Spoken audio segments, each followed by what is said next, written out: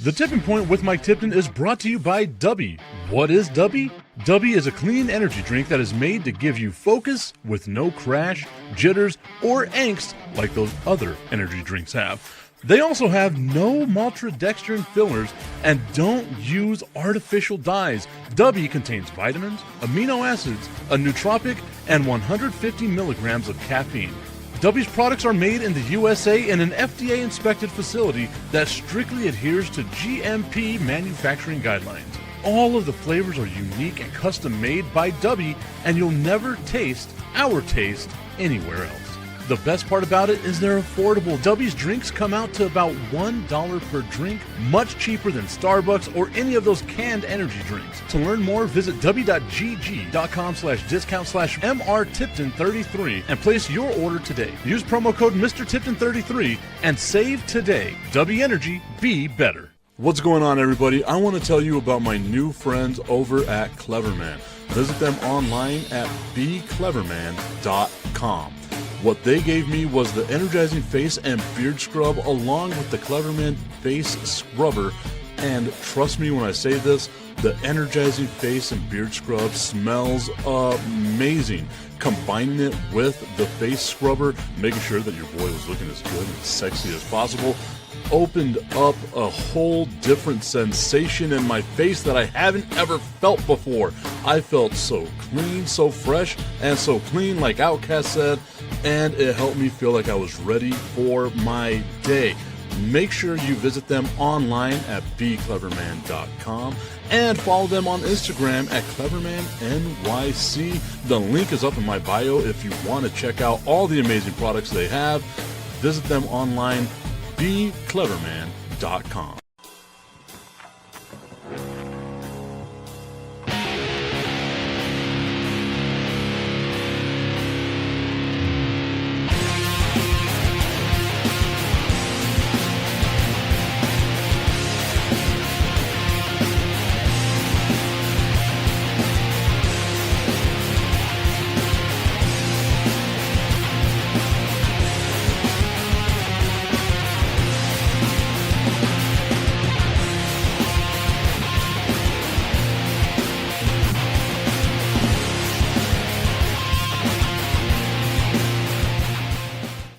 It is time for the Tipping Point with Mike Tipton, hanging out with you here on this TIP VIP Friday. I got my dude Augustine Pimentel hanging out with us. I got B. Strilla hanging out with us today as well. And there's one thing, 3 words that I need to say here, and that's thank you, Jerry, as what was being chanted yesterday in Green Bay. I got to see some of the video of the Green Bay Packers fans chanting in the postgame that Micah Parsons, the savior of Green Bay, savior of the smooth-brained Green Bay Packers fans, that they get to go out there and finally have themselves. Augustine, I am going to start throwing things at you because the background noise is really bothering me. That ain't going to help, buddy. But nonetheless, I will try to power through. Professionalism, please, my guy. But nonetheless. Well, we're at a grand place where I had a lovely breakfast, and we're lucky enough to have the homecoming court for Eastwood High School here present, also having breakfast. They're getting ready for their homecoming game against Odessa, and they're here. It's incredible to see the amount of preparation that goes into all this, because your boy never got into prom or anything, or homecoming. That's not a surprise at all. Because I was actually on the field, but the level of prep these girls are showing is just amazing, and their eating skills are just amazing, because I can see they're really good at it. Yeah. Transitioning. And that's just a tip. No, I'm kidding. Far away from the tip there. Yeah, about to have to be 500 yards away from that building. Nonetheless, the Green Bay Packers yesterday, I actually kind of loud here saying, what did I miss? That was the start of the show. We didn't miss anything. It was Yeah. I don't know what the hell's happening here, but I am fine with it. Part of that conversation just didn't sit right. That's what we're saying, Ashley. It's only 5 minutes. Blame the Mexican. Blame the Mexican. 5 minutes. But blame the Mexican. Why is All I that- heard was girls and eating. That's all I heard. Those girls have some great eating skills. What? They do. They're having waffles. Augustine, and- stop looking. They're going to kick you out of that place. We're doing it for your benefit, my guy. Look, Yes, right officer. Here, right here. This is all you got to do. Right here. Yes, officer. What? How can I help you? So the Green Bay Packers yesterday, they get a 27-18 win over the Washington Commanders. I was expecting to see a little more out of Washington. Jaden Reed from the Green Bay Packers goes out with a broken collarbone. Austin Eckler now out with what appears to be a ruptured Achilles as well for the Washington Commanders, who just traded away Brian Robinson now. So that backfield looking really, really thin for Washington. I didn't get to watch the whole game. I got to see some of the replays, some of the highlights and stuff like that. What was your takeaway from this game, Augustine? My takeaway is that Washington's going to suffer a lot this year. Being 24 out of 42 for only 200 yards for James Daniels is not a good sign. I know, and you guys are going to say it's only the second game. It's only the second. It's only the first game, whatever. But like you said, Tip, Washington's running game was gone. They only had 51 rushing yards. So, and this is from a defense that Beastrilla has said before with Michael Parsons, they could just overrun Michael Parsons. That didn't happen yesterday. So, I mean, the start of the season, it's not going well for those teams that we thought were going to do well, and for other teams, it's going a lot better. So, Two teams have played 2 games so far. Hey, let's put that into perspective right now. First of all, let me separate something. Uh-oh. Michael Parsons did not do very good against the run last night. I've seen him running, and they ran right at him, and he was missing tackles like it was nothing. And he whiffed that one. That rookie running back, what's his name? Bill. We'll call him Bill because that's what his name is. That's what he wants to be called, Bill. So Bill cut inside, and Micah was right there, and he just got cleaned up on that run. So it's the whole of Green Bay's defense. I think that's what Micah is. He's like the cement glue to the rest of the defense because the defense is the same defense they had there last year, minus even a couple of people, basically in their secondary. So, I mean, people, this defense is the greatest defense. Dude, this is the same freaking defense that they had last year that the Lions were beating up on. So it's not different. It's the Micah is the difference because he's the one that's giving them that energy. So that's what I'm looking at. Yeah, and that's the thing that I like. It was a good game for Green Bay, right? Like we can all agree with that. Green Bay goes in anytime you get a win, and it seemed pretty dominant, especially early on. And then Green Bay kind of just let up off the gas and did what they had to do. But the Washington Commanders, I was expecting more because I thought their team had gotten better, right? Like I thought the offensive line had gotten better. And it felt like even the snaps that Micah Parsons wasn't in there, Green Bay's defense was in the backfield, just all over Jaden Daniels. And once you do that and you become one-dimensional, well, the reason why they only have 51 yards is because whenever you're down as much as they were, don't let 27-18 fool you. It wasn't that close. And 27-18 ain't even that close to begin with, right? So, they got some garbage points. They did what they got to do. Some people hit the over or whatever they got to do on their players or any of that nonsense.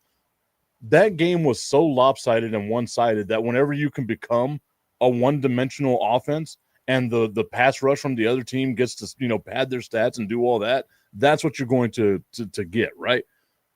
I am surprised that Green Bay's defense is looking this good because I wasn't expecting them to look this good right away, right?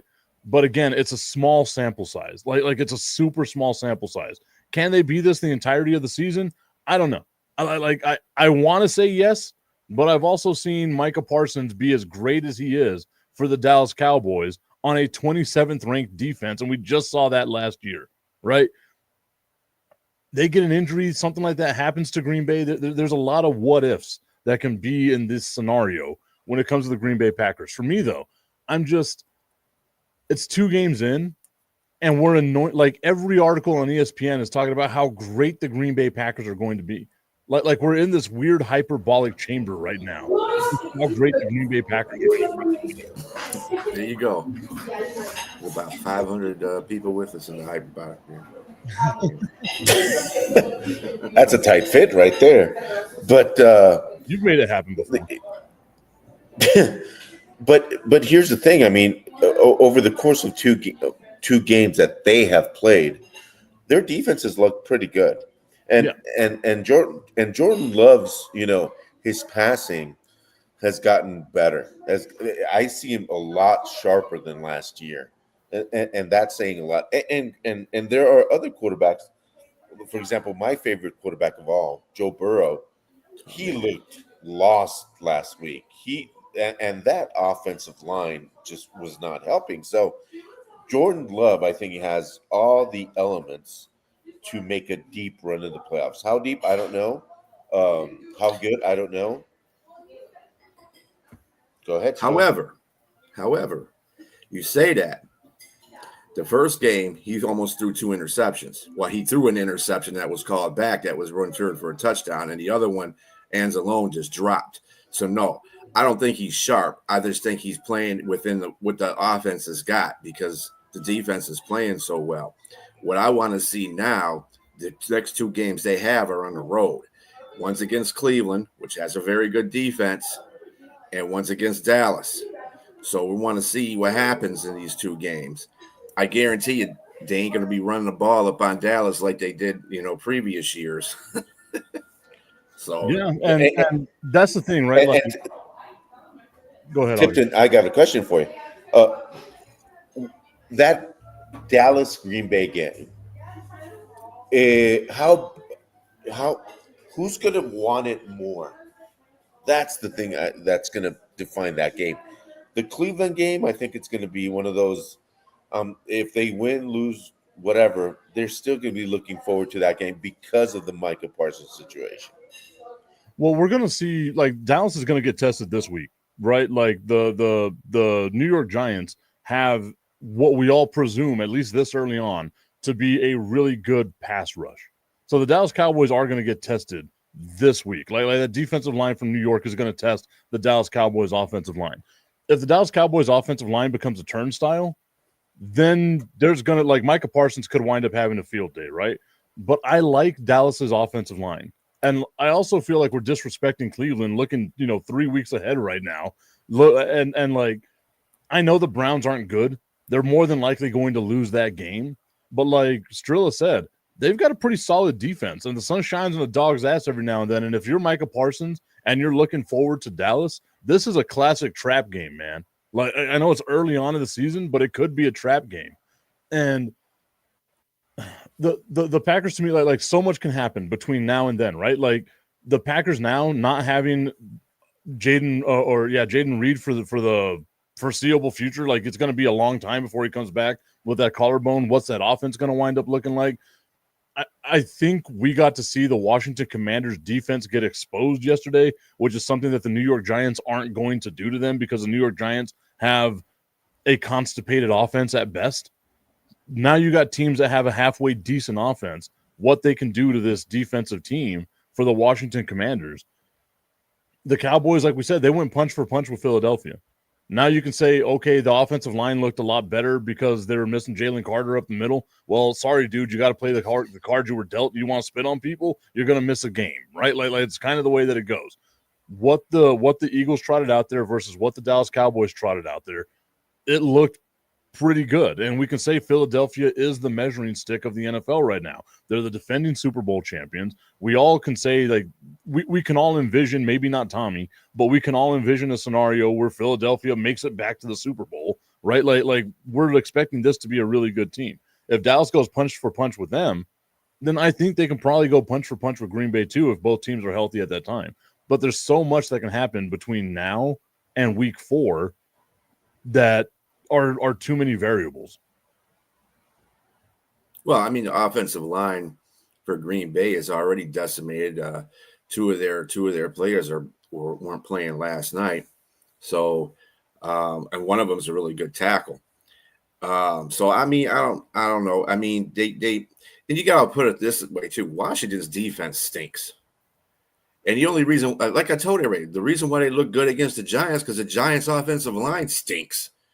So it just evened out in that game. But when they have to play a good offense with a pretty good offensive line, and they don't have anybody, I mean, where was Von Miller at?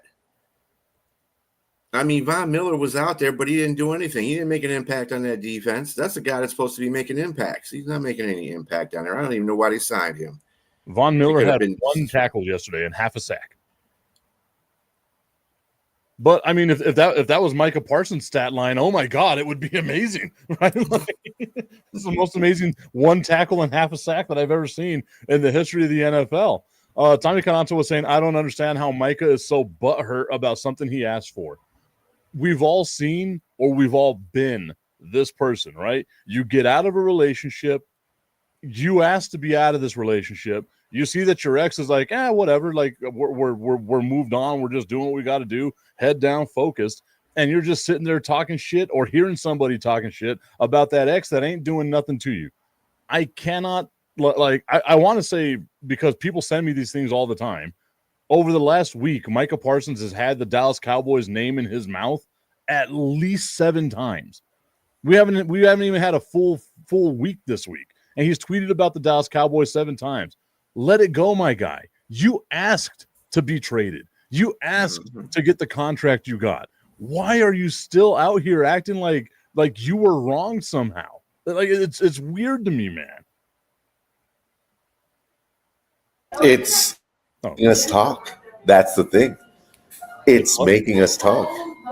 I mean, Micah Parsons tweets about the Cowboys. You know, we're seeing this soap opera unfold before our eyes. And it's wonderful. But and eventually it's gonna get old, right? Like, it is. But we're still talking about it right now, and how the breakup is one of the most we saw that breakup happening right in front of us. It was like a Coldplay concert where we hugged each other. Oh wait, no. Oh, not Coldplay. Not Coldplay, man. So Coldplay in there. Just on that same level, as y'all know, like I work for the El Paso Chihuahuas. We do all that stuff. They had the Kiss Cam, right? And everyone on Tuesday, everyone on the Kiss Cam doing what they do. You're with your partner, you kiss your partner, right? We got like 10 people that were awesome on the Kiss Cam. We go to this last couple, and did you record them? And she like moves away from the guy, and the guy goes in for a kiss, and she's like this, right? Now, normally, if it's like your relative or something, you see the people be like, no, that's like my sister. We're not going to do this. Or you're like, no, right? Like that. They didn't do any of that. So we were like, okay, maybe it's a first date. Maybe we can help this guy out later on in the game, right? So the inning comes to an end. We go back to them. And we're like, are we going to get a kiss this time? And she does the same thing, covering up her face, moving him away from her. That feels like a Coldplay type scenario, right? Like she was somewhere she shouldn't have been, but they stayed there the whole game. And like whenever because we went back to them like 3 times to see if they would get a kiss, I changed the song each time. Old boy struck out more than anyone else on the field the other day because it was just not happening for him, man. But like as we put the camera on them, they're not even talking to each other. They're just watching the baseball game. So if it was a first date, that was a terrible first date. And it like, yeah, you don't take a first date to a Chihuahuas game. I mean, if they really like baseball, I'm with it. But you got to have a conversation, man. Like you got to talk. Like they just had beers and we're sitting there in silence. Like they look like an old couple, which is why we're like, oh, we're gonna get a kiss from them. and they didn't do shit. Like she was terrified. Did you record this tip? Is it recorded? Could you put I it up hope on it is. YouTube? I'm gonna ask. I'm gonna ask if they do have like a recording of it. I don't know how long our recordings last. They're like Augustine. It might just be 30 seconds. You caught a stray there for no reason. My apologies. Right. Yeah. The cricket commissioner saying, "Man, Jerry Jones clearly rubbed off on Micah." Pause. Okay, Jerry Jones rubbing off on Micah is not the visual I wanted. Right. No rubbing.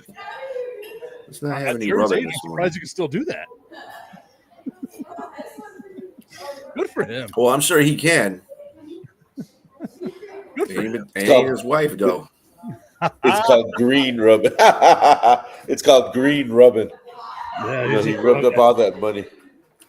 But yeah, so the Coldplay thing reminded me of that kiss cam moment. I thought it was hilarious. Well, like it was great. And the thing is, I want like, to ask you a question, Tim. Speaking of the kiss cam, so when you guys do this over the audience, is it mainly heterosexual couples, or do you find a gay couple in a crowd, or obviously what you want to be on camera, beer? What?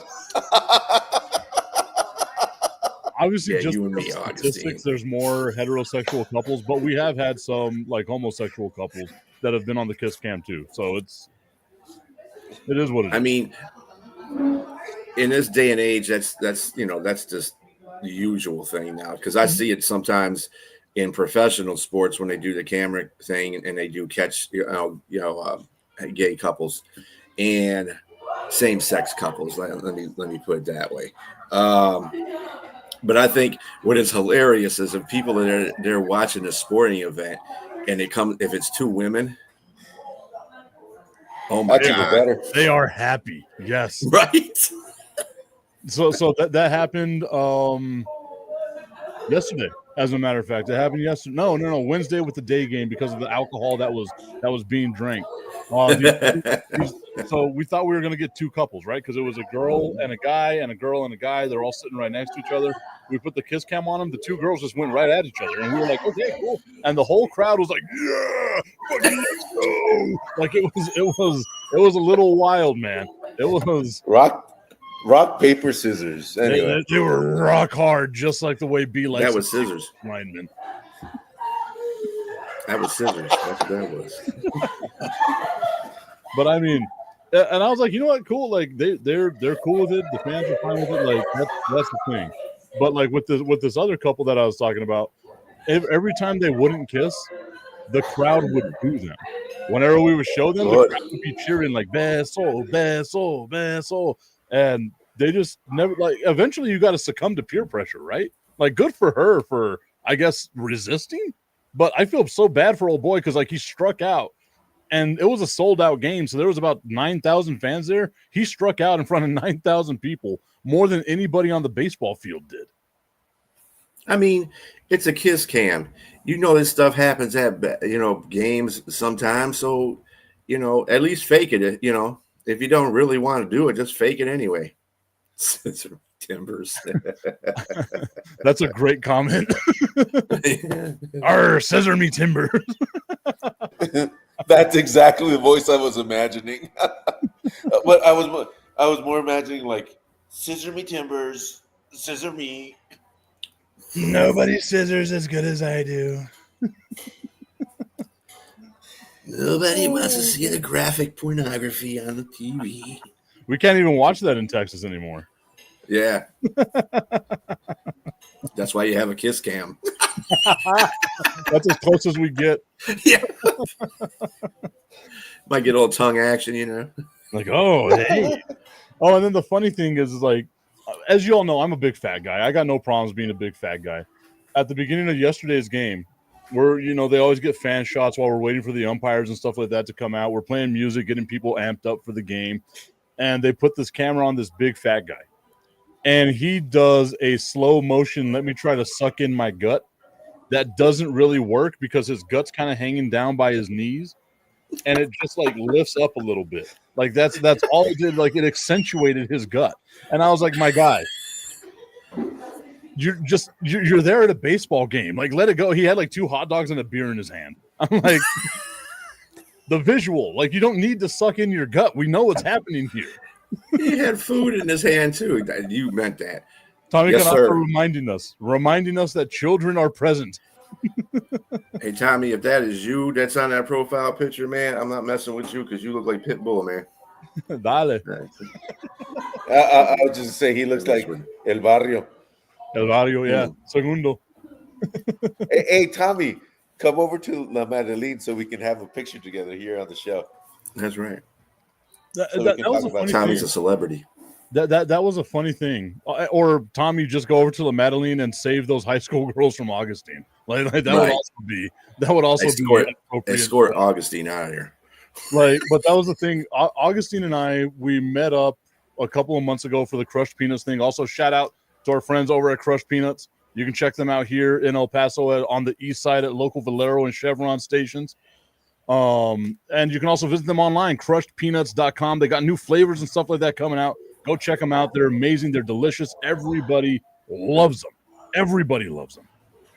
But that was the first time we met in person in like a decade. Like, that was the first time we had ever seen each other in person. I'm pointing at you.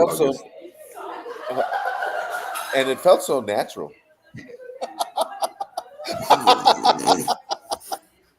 Jesus, almost did it. Just like coffee almost come out of my nose. Yeah, I guess so. Mike Tipton and Augustine and Crushed Peanuts. That could have we were crushing it. I love, so like I do that from time to time. Like, I'll just, like, someone will say something like inappropriate and I'll just go into the microphone like, I can make anything sound horrible. It's better than the from Family Guy. You get your fat ass back here.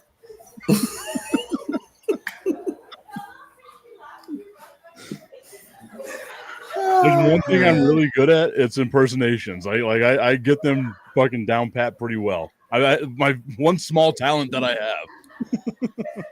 Very small talent. Anyway, you said it. That's we're 3 minutes away. I was gonna say, but that's just the tip. Almost there. We have to. This conversation. I feel bad for Tommy's kids. I genuinely do. He's just trying to be a good dad, taking his kids to school. Well, I want to be entertained by this clown once in a while, and here I go, just going off on okay, we're good. Okay, we're good. We're good.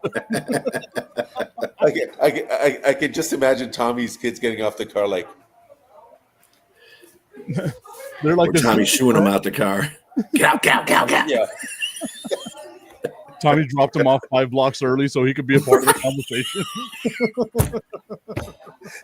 Walk, it's good for you. Sáquense, cabrones, sáquense. Ándale.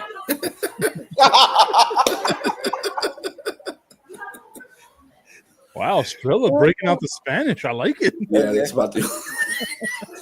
And I got that from Speedy Gonzalez. That's my Spanish teacher. Oh, that's hilarious. But okay, so obviously we were talking about the Packers, we were talking about the Commanders. I don't want to say like I was impressed by Green Bay. I think I was more disappointed in Washington, right? Like, I had this expectation that Washington would be better.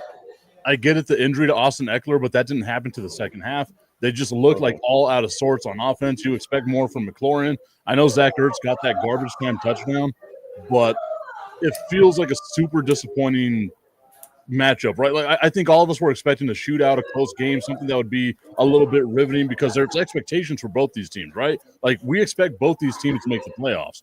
If Washington plays like this all season, it ain't happening. But of course, they got the Giants. So. Yeah, exactly. But you know that new tight end that Green Bay has, they have 3 amazing tight ends on that team. One of them really came out of the closet yesterday and played like he had all kinds of. Did he? Yeah, he came out of the closet and had one of those games. See, that would be a perfect segue. And that's just the tip. Yeah, I know. That's. I just want to put the tip in. It's time for Just a tip. That would make me uncomfortable. Promise that it ain't too much, but just enough. Just a tip. Just a tip. Just the tip. Just the tip. It's time for Just the Tip.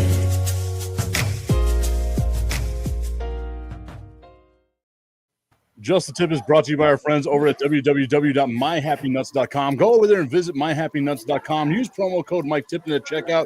If you're like a Green Bay Packer tight end and you're coming out of the closet, you got to make sure you're as groomed and well taken care of as possible. So go to www.myhappynuts.com. Get the comfort cream because you're going to want to be comfortable in uncomfortable situations. Get the Lawnmower 2.0 because you want to make sure your bush is not the biggest. It's nice and groomed. Maybe you give yourself a landing strip. I don't know what you want to do in your life. You do what you got to do. Use promo code Mike Tipton at checkout and save on all your male grooming needs. Make sure you look good for that barbecue. Augustine will be there. Tight end and coming out of the closet. I don't know which is, That's where this show has gone. All right, guys. Mm-hmm. So we've got, obviously we spoke about yesterday's game. It wasn't an exciting game. Like I was able to watch part of it on TV. It just didn't feel like an exciting game, which that's what happens on these Thursday night games, right? Like we seem to be perpetually disappointed in these Thursday night games. But we've got a whole slate of NFL games coming up right now, this weekend. They're right around the corner. So we're going to go game by game. Augustine, the Jaguars and the Bengals, our second team, Duval versus that overrated-ass Joe Burrow, Joe Shiesty, Dak Prescott 2.0, basically the same dude. They have the same stats. Come at me, bro. Jags and Bengals. Augustine, who you got? Bengals. Bengals should win by at least a TD. At least. That's if you're winning by at least a TD, that's not very confident. I mean, if I'm Vegas, I'm giving it 6.5. It's like you should beat Cleveland by 14 points. And you beat them by one. I forgot to give you the spread. The spread here is 3.5. Cincinnati is favored by 3.5. So they're favored by a home 0.5, a half. They're favored by a half point over Jacksonville, really? Over Jacksonville. Who you got in that game, Strilla? Jacksonville or Cincinnati? Well, Jacksonville played well, but then they played against the Carolina Panthers, and they don't have no defense. So, I should expect the same thing for Cincinnati because they have no defense. But Carolina had a really rough offense going for it, and I think that Burrow is probably going to be better this game than he was against Cleveland because Jacksonville's defense ain't the greatest. It's not better than Cleveland, that's for sure.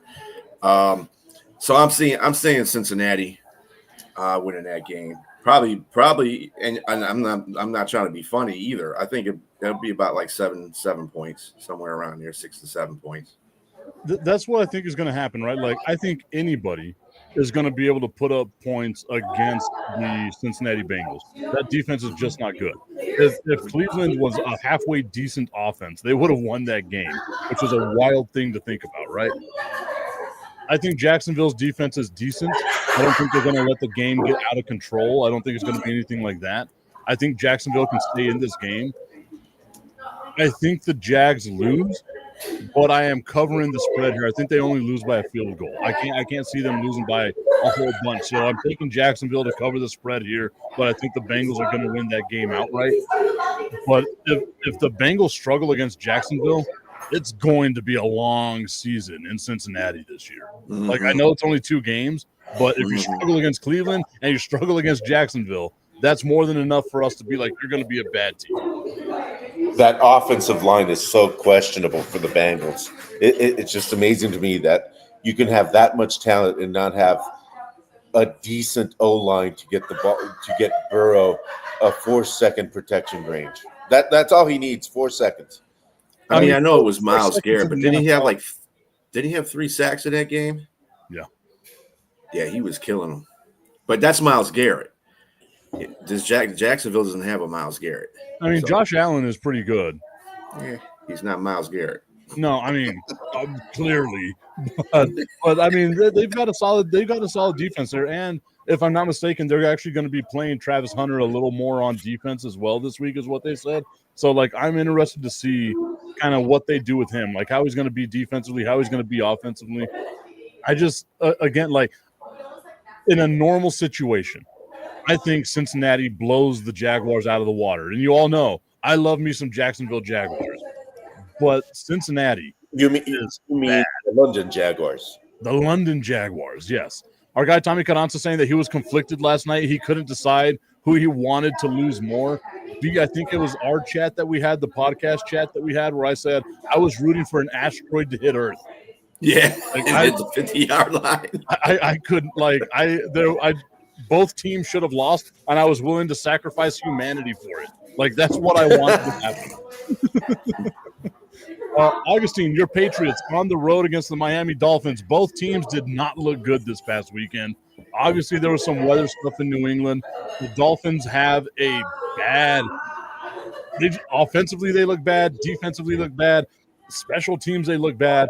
There's a real possibility the Dolphins could be the worst team in the NFL. Strilla, who you got in this game?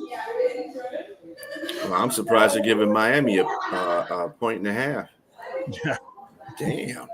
Really? Miami a 1.5-point favorite at home. So that means if they played at a neutral field, the Patriots would be a 2-point favorite, basically. Yeah. I'm going with the Patriots. So I just think the Patriots are a better team. They're coached by a better coach. Vrabel is a better coach. McDaniels, I mean, he's getting stale. And that team is just – and Tyreek keeps beating up people. So I don't know. I think Miami is just trash can stuff now. So, Augustine, who you got? I think if somehow, some way, Miami can get their explosive wide receivers options out there and give a little bit of time to the QB, my secondary's too. I think New England secondary is just too questionable. If the wide receivers perform for the Dolphins, if he can't get the ball out there, it's New England by at least 10. Wow. Gonzalez will be back though, won't he? I think so. Because he was out against the Raiders. Mm-hmm. So for me, like, I know the Dolphins lost in an ugly way to Daniel Jones and the Indianapolis Colts, but we got to remember the Colts were a team that was around 500 all last year. Like, they weren't as bad as I was thinking that the Colts were last year. They finished the season 8-9, right? Daniel Jones comes in. He's a better quarterback. We can all say objectively a better quarterback than what the Indianapolis Colts had last year. But that's also not an explosive offense. And the fact that they were able to score on every single possession they had shows you how bad the Miami Dolphins defense is. I want to be like you guys and say, like, there could be some hope, right? But their offensive line is bad. Name one defensive player on the Indianapolis Colts, and they were slamming Tua Tagovailoa to the ground. They've got no name, and they were slamming Tua Tagovailoa to the ground, right? So their offensive line is bad. We can say objectively we think that New England's defensive line is going to be halfway decent, right? Like, they should be okay. I have no faith right now. Even if I am, hoping that maybe Tyreek Hill has some sort of, like, catches lightning in a bottle, Tua might be healthy, the sun shines on that dog's ass that day or whatever, I still don't believe that there's any way that the Miami Dolphins are going to be good enough to win. Like it's weird to say that we're already at a crossroads this early in the season for Miami, but I think their season's done. And you see that team doesn't respect the coach. Who was it? Rex Ryan was talking about that on NFL Live, right? Like, look at how this team just doesn't care about what McDaniels has to say.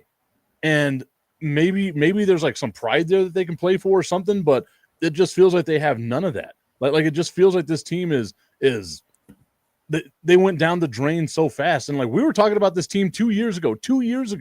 as like a possible Super Bowl contending team. They put up 70 points on the Denver Broncos, and we were like, holy shit, this is going to be insane. Oh my God, they're going to be good forever. And then it all just fell out, man. Like they became bad real quick. They aged like a banana, man. Like it was not good for this team at all. I don't think any of us have faith in the Dolphins this weekend, so I'm going with the Patriots as well. B, you said you're going with the Patriots, right? Yep. Okay, and Augustine, I think you're going 10 points, which I don't see 10 points happening there. Well, the thing is, if Tyreek and Waddle for the Dolphins get some sort of good game going, which I think at least Waddle will, because I think Tyreek said is completely Waddle's kind of hurt too. He's kind of big. His shoulders hurt. And if Christian Gonzalez comes back and he's even 85% of what he is, he'll be able to shut people down. He's a very underestimated corner, that's for sure. I think so too. So underrated corner, yeah. I think that if he comes back, that's why I said you're right, because Tyreek is just he don't care anymore. You can see he don't care. Yep. I mean, he wanted out at the end of last year, and then had to win his teammates back. I don't understand why Miami didn't trade him. Like we talk about Micah Parsons and the Dallas Cowboy thing all offseason long. Miami, they were like, we need to have a complete culture reshift, right? That's why we got rid of Jonnu Smith. That's why we got rid of Jalen Ramsey. Yet you keep the biggest dude there that said openly, I don't want to be a part of this shitty team and like all that other stuff like that. You keep that guy around? That's the one that we keep around. And then people, and what's amazing about this, even with this whole situation now with the domestic abuse case that the NFL is investigating, people are still wanting to trade for him. And Miami is still saying, "Oh hell no, we ain't trading him." It's I'm like, well, first of all, who is the most ignorant? Is it the people that are trying to trade for him, knowing his situation, or is it the person that ain't trading him? You know, I'm kind of like, well, why the hell would you even want that in your organization? I'll give you this much, and this is from a movie that Tipton hasn't seen, which is a lot of them, by the way. But anyway, a Jedi once said, "Who is the more foolish, the fool who leads or the fool who follows?" And this is a 360-degree question, which is just what's first. I mean, it's the league's fault as well. Because at the end of the day, the NFL is also a PR league. And if they continue with these kinds of players, they'll have a lot less people tuning in, because you have people that care about their kids as well saying, I don't want you to look at this stuff. He might be great on the field, but he's not somebody you should be looking up to.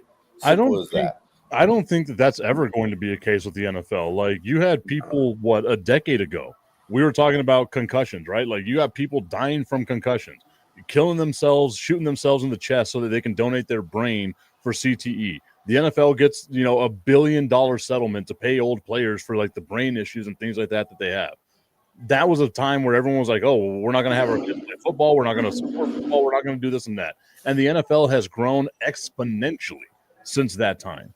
And I get it. Like, I'm disgusted by all the domestic abuse. I don't understand how a guy like Tyreek Hill can have all these things surrounding him, going all the way back from college, right? Like, it's been nonstop the entirety that he's been in the public eye.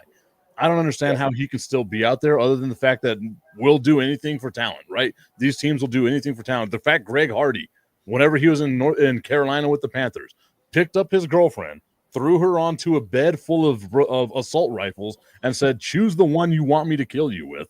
And the Dallas Cowboys were like, yeah, we can rehab that guy.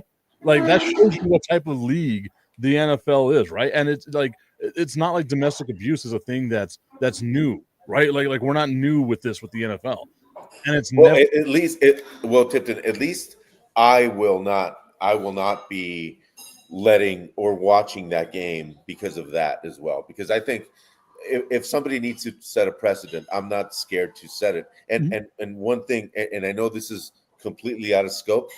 I think they caught the guy who murdered Charlie Kirk. That just came in on the wire. Just throw that out there. Just lob that out. Hey, I gave that a shot. I've done really well to not speak publicly about that thing. and I will try my best. Y'all lead me that direction. I'll do it. I've said it a bunch of times. I follow the lazy river wherever y'all take me. The lazy river. That's what it is. I'm just in my inner tube, my big beluga whale ass just in the inner tube, floating around. The lazy river takes me where it goes, man. I just got that image. Please get it out.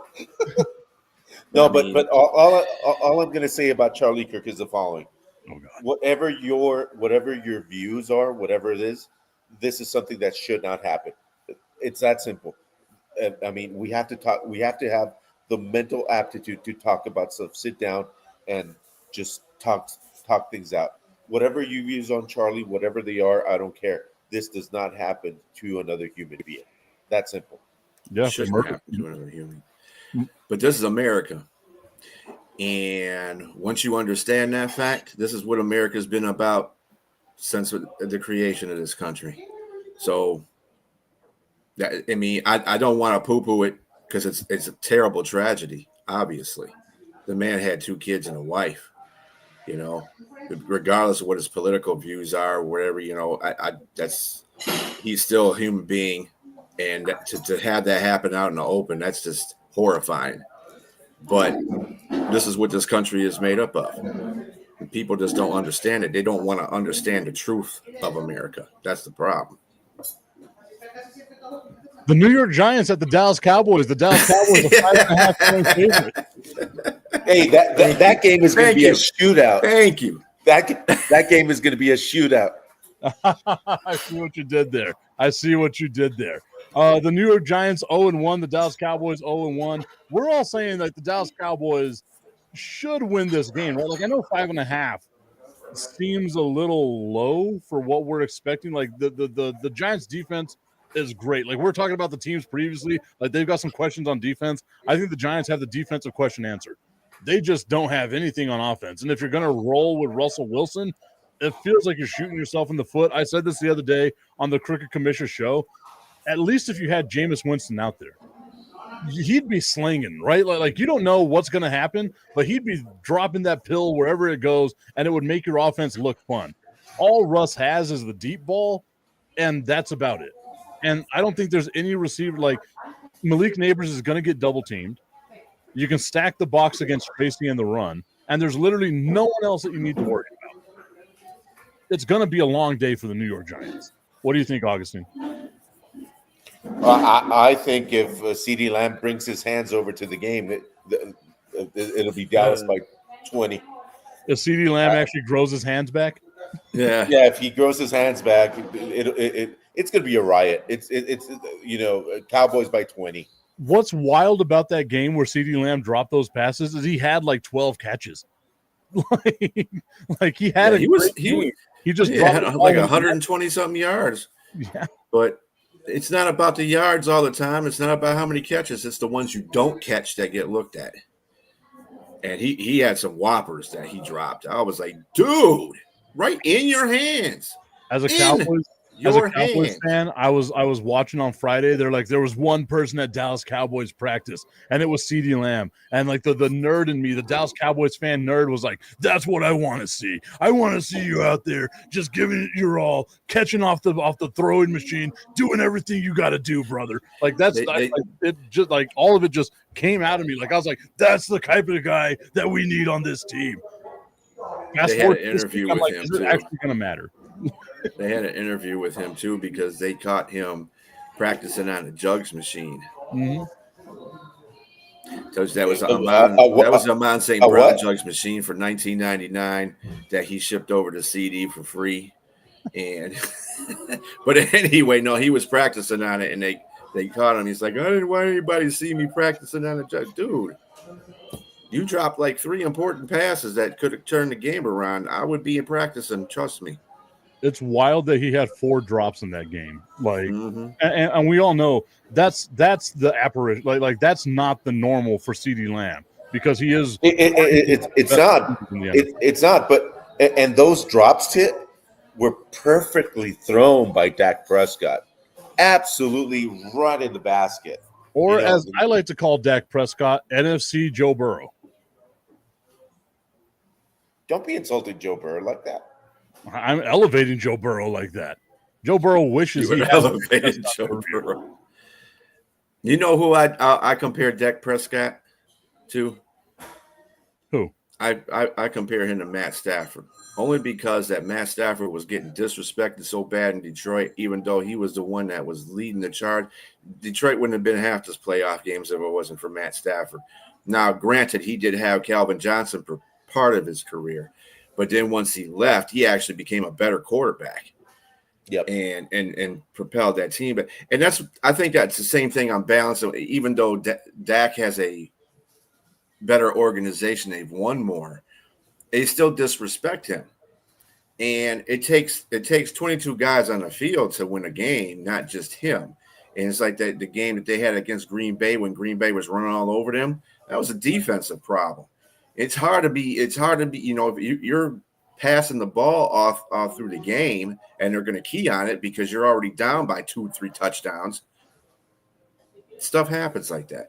I mean, Dak he's a pretty damn good quarterback. I'm sorry. He is. And Dallas is winning this game.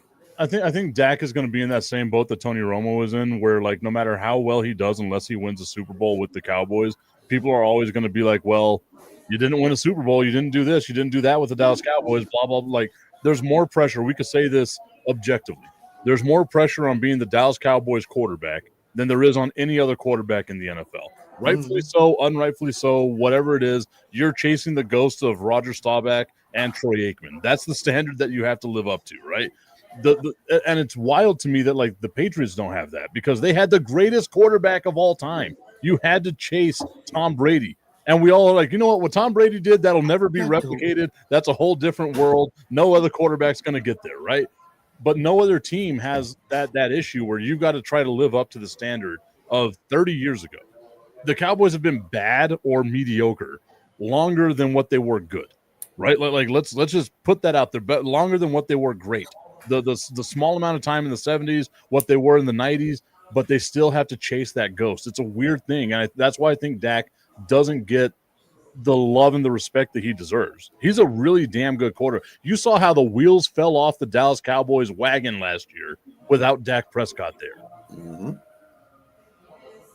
And you've got to think, like if Dak Prescott's healthy, they get a couple of wins here and there. They're probably a playoff team last year. It's just they had Cooper Rush for the majority of the season. And if you got Cooper Rush as your quarterback, you got some problems. Well, I mean, if you're on your second string quarterback in the first place, your team's not going to do very well. So that's just goes with the territory. That's like if Detroit loses Goff and we have to rely on Kyle Allen. Oh my God, we're not winning the game. I'm going to tell you that. Augustine, did you say that the Cowboys were going to win? Are all three of us saying that Dallas is going to win this game? Oh, Cowboys are going to. They're going to. Oh, that's right. You said if CD gets his hands back, they win. I will not pick against the Giants versus Dallas until the Giants can actually win a game against. They've lost 4 straight to Dallas, haven't they? I think they lost twice last year when Dallas was bad. I think wasn't it one of those games with 11-1 against the Giants. Yeah, I'm not picking the Giants. The Bears, gun to my head, I'm not picking the Giants. The Bears and the Lions, that game is going to be at 1 p.m. Eastern, 11 a.m. Eastern here in El Paso. The Lions, a 6.5-point favorite. Strilla, this is your team here. Both teams, to me, kind of disappointed week one, especially the Bears, choking away a fourth-quarter lead to the Minnesota Vikings, making J.J. McCarthy look like the second coming of Tom Brady. What do your Lions have to do to get the win here? They got to come out playing like they didn't against Green Bay. Green Bay, they came out flat as fuck. But they go out there and play like they're supposed to be playing at home, then they'll be fine. I mean, their offensive line is going to be a little bit, they still got to do that. They've had a lot of shifting too. A couple of our offensive linemen got hurt, and they had to bring it. They got Dan Skipper back. He's going to be on the 53 on Sunday, so that'll be good. They need to really get this. They need to get the running game going. They really do, because that's their bread and butter. Besides the offensive line, if they can run that ball, Goff can settle back there and do play action pass all day and still kill you. That's how they made their living last season. So I'm going to assume that you're taking the Lions in this game. Yeah. I mean, Chicago's got a lot to prove. To remember, Ben Johnson's coming back. He wants to prove that, hey, I was the one that built this team. No, the hell you weren't. But anyway, the point, the guy that's the offensive coordinator right now is the guy that set this offense up. To tell you the truth. Ben Johnson tweaked it. I'm giving him credit for that. He did. He tweaked this. But like Dan Campbell said when he was asked about Ben Johnson throwing trick plays out there, he goes, look, we're just playing the meat and potatoes of the game. He throws one out there. He throws one out there. I don't care. We're just going to have to stop it. So he already said, we ain't losing this game. And Dan Campbell, I trust. If he says something as matter-of-factly like that, they ain't going to lose. I mean, he said a lot of things matter-of-factly. I still ain't seen him bite one kneecap. Yeah, well, Well, he didn't say he didn't necessarily say he was going to bite kneecaps. He said we are going to bite kneecaps. Well, I still haven't seen it happen. I've seen Kirby take out kneecaps. I haven't seen him eat them though. Yeah. So, real quick on this game, Detroit will bounce back big time. Gibbs has to have that kind of game again because he's also on my fantasy team, so I need him to do well. And I just think Hutchinson and the defensive line, if they bottle up, the opposing QB, which I just forgot his name, Caleb Williams. Caleb Williams. Just think painted nails. Yeah, that's him.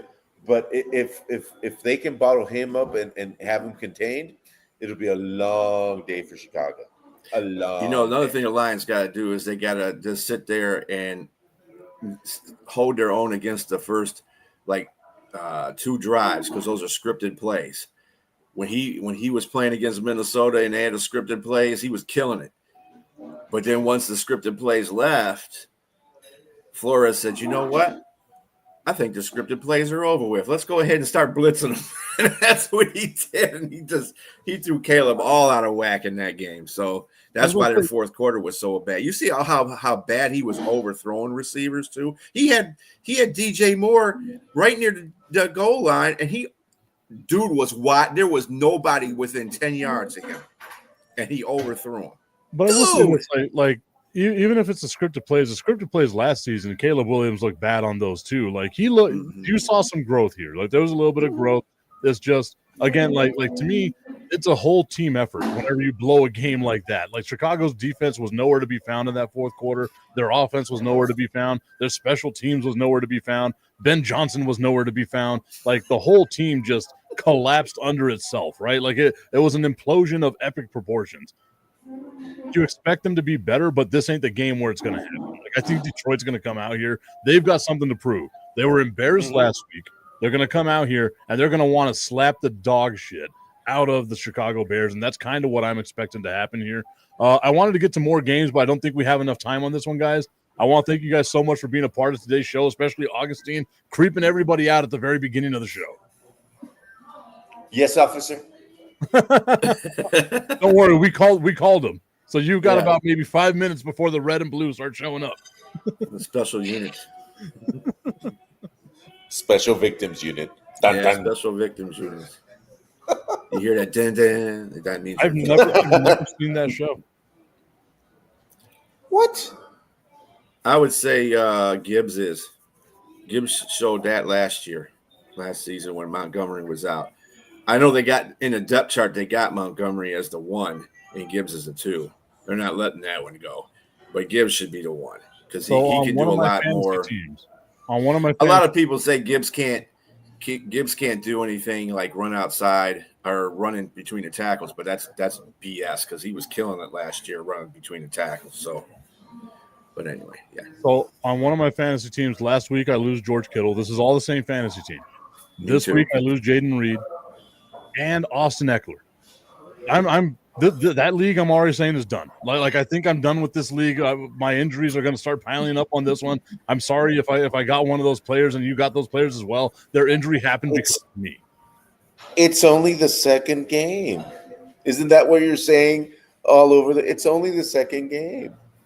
Our guy Richie saying, good morning, gents. It's been a minute. He joins in with 20 seconds left in the show. By the way, the Steelers are going to do awesome this year. If Rodgers does what he's doing right now, he's going to do the Steelers are going to do awesome. Aaron Rodgers is doing his best to make me look like an asshole. And you know what? It's not really hard to do. And I am here for it. All right, everyone. Thank you so much for seeing today's show.